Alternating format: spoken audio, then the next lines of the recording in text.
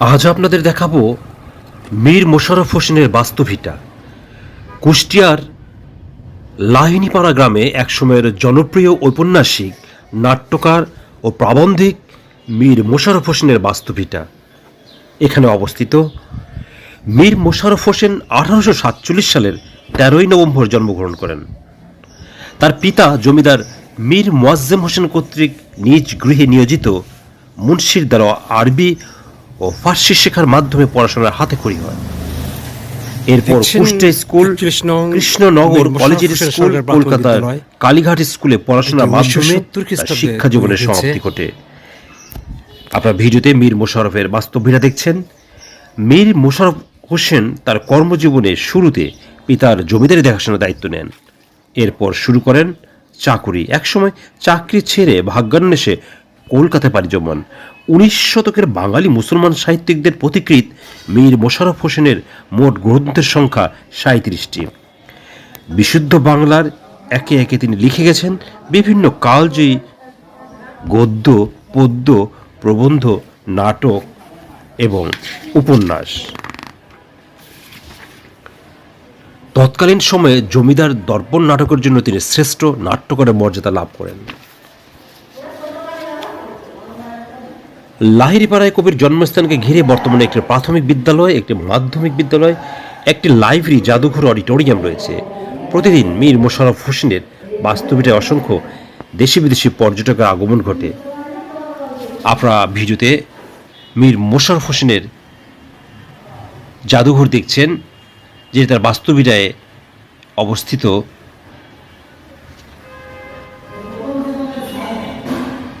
কুষ্টিয়ার বিখ্যাত এখানে যারা যেতে চান, মীর মোশাররফ হোসেনের ব্যবহৃত ঢাল, কুষ্টিয়া শহর থেকে যে কোনো রিক্সা অথবা অটোতে মীর মোশাররফ হোসেনের বাস্তবিটা নিয়ে যাবে। শহরের সদরের যে কোনো জায়গা থেকে দেখতে পারবেন। এটি দেখছেন মীর মোশাররফ হোসেনের ব্যবহৃত চেয়ার, যে বসে তিনি তার উপন্যাস লিখতেন, তার কাজ করতেন। এই মিউজিয়ামে তার ব্যবহার্য বিভিন্ন জিনিস রয়েছে। দেখছেন তার ব্যবহৃত ঢাল, যেহেতু তিনি জমিদারের সন্তান ছিলেন, তার ব্যবহৃত চেয়ার দেখছেন, ব্যবহৃত ঢাল বা চেয়ার দেখছেন। প্রিয় দর্শক, আজ আপনাদের নিয়ে যাচ্ছি সুদূর কুষ্টিয়াতে লালন শাহের মাজারে। আপনাদের আজ জানাবো লালন শাহের পুরো ইতিহাস। দেখছেন লালন শাহের মাজার। ফকির লালন শাহের মাজার কুষ্টিয়া জেলার কুমারখালী উপজেলায় অবস্থিত। লালন শাহ এই কুমারখালী উপজেলার ছেউরিয়াতে তিনি তার শিষ্যদের নীতি ও আধ্যাত্মিক শিক্ষা দিতেন। তিনি প্রতি শীতকালে আখড়ায় একটি মহোৎসব আয়োজন করতেন, যেখানে সহস্রাধিক শিষ্য একত্রিত হতেন এবং সেখানে সঙ্গীত ও আলোচনা হতো। লালন শাহের মৃত্যুর পর এই স্থানটিতেই সমাহিত করা হয়।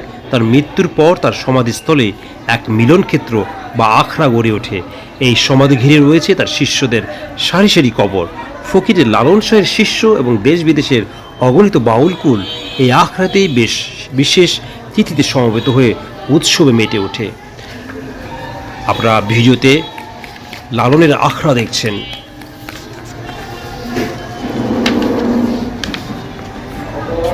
প্রতি বছর দুইবার লালন মেলা অনুষ্ঠিত হয়। একবার দোল পূর্ণিমা উৎসবের সময় 2000 এবং আরেকটি বাংলা কার্তিক মাসের 1 তারিখ। লালন আখড়ায় বিশাল লালন মেলা হয়। লালন মেলায় সারা দেশ থেকে তার শিষ্যদের আগমন ঘটে। রাত ভোর চলে বাউল গানের উৎসব। এই উপলক্ষে মাজারকে সাজানো হয় রঙিন করে। আলোকসজ্জা, তরুণ নির্মাণ ও বিশাল সামিয়ানা টাঙ্গিয়ে দেওয়া হয়। সেই সাথে থাকে গ্রামীণ মেলার আয়োজন। লালন মেলা উপলক্ষে দেশ বিদেশের অনেক দর্শনার্থীর আগমন ঘটে। দেখছেন লালনের মাজার, এখানেই সমাহিত করা হয়েছে লালন শাহকে এবং সম্মুখভাগে দেখছেন বেশ কিছু কবর রয়েছে।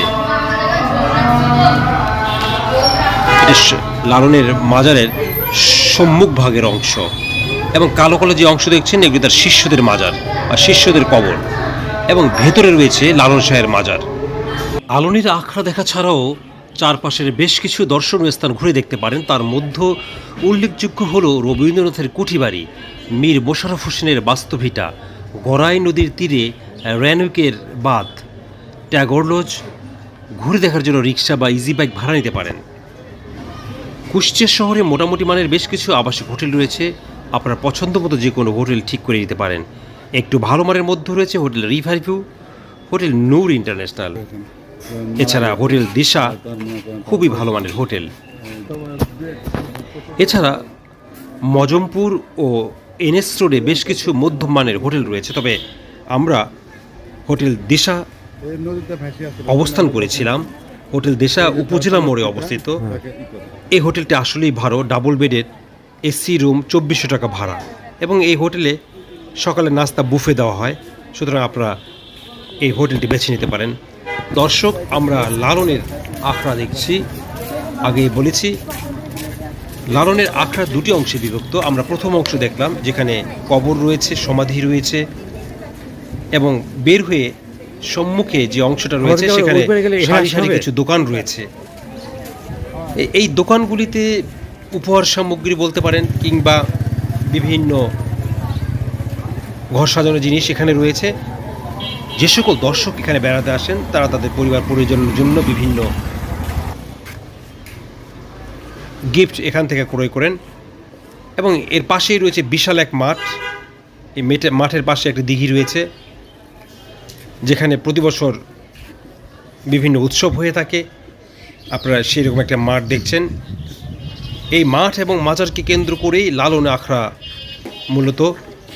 আমরা যারা লালনের আখড়া দেখতে যাইনি বা জানি না, তারা হয়তো ভেবে থাকি একরকম, কিন্তু বাস্তবে এই জায়গাটি অনেক গোছানো। পাশে রয়েছে রাজদিঘি নামে পরিচিত এটি। বলা হয়ে থাকে লালনকে এই রাজদিঘি থেকে তার পালক পিতা পেয়েছিল। আর লালনের যে মাজার, সেই মাজারের মধ্যেই লালন সমাহিত রয়েছে মাজারের মধ্যে, এবং বাহিরে লালনের পালক পিতার